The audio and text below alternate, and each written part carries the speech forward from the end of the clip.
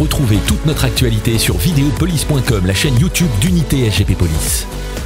Bonjour Linda Kebab, merci d'être avec nous. Votre première réaction ce matin à la décision du directeur général de la police nationale, je le rappelle, donc il a décidé de ne pas suspendre ce policier impliqué dans cette interpellation controversée.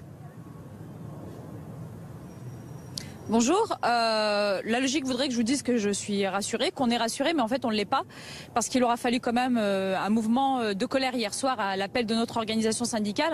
Je rappelle que c'est l'unité SGP qui a pris ce courage et qui a demandé aux collègues de se rassembler devant le commissariat de Donné, de lancer une opération commissariat à mort. Il y a donc un blocage avec intervention uniquement sur les cas d'urgence. Donc on n'est pas rassuré parce qu'on se dit qu'il va falloir mettre maintenant la pression à chaque fois et monter dans les rapports de force pour éviter des décisions iniques. Est-ce qu'on est dans un état de droit? Non, on peut se le demander aujourd'hui. Décision inique. Rappelez-nous le contexte de cette interpellation, parce que lorsque l'on regarde les images, on voit ce qui ressemble en tout cas à une bagarre de rue entre un homme et un officier de police, et on a du mal à comprendre la violence de cet officier de police. En fait, il y a un mot que vous avez utilisé, c'est le mot ressemble, ça ressemble. Mais en matière de justice et de droit, ça ressemble pas. Ce sont des faits. On peut faire une interprétation, c'est comme on veut, ça c'est le travail de la justice.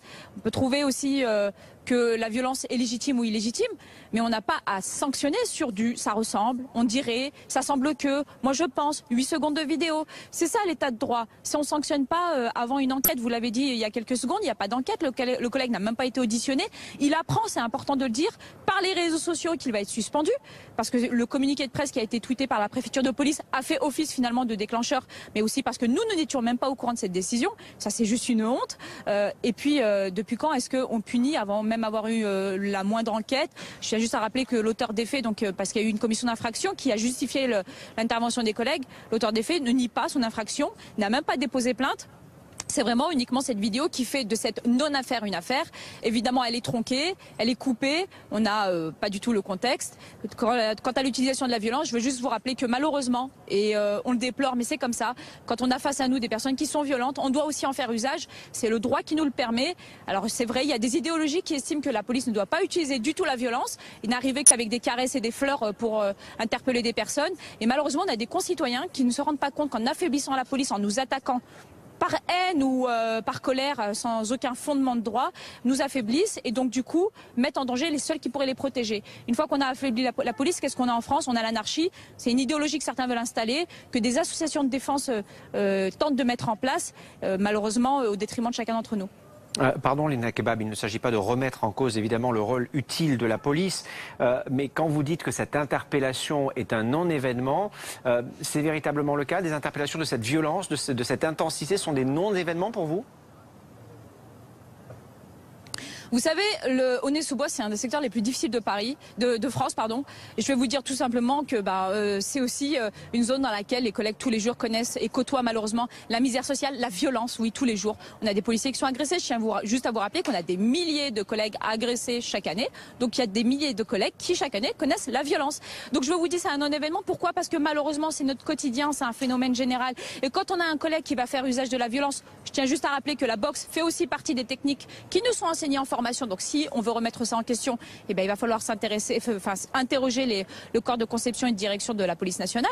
Mais la boxe, ça fait aussi partie de notre formation.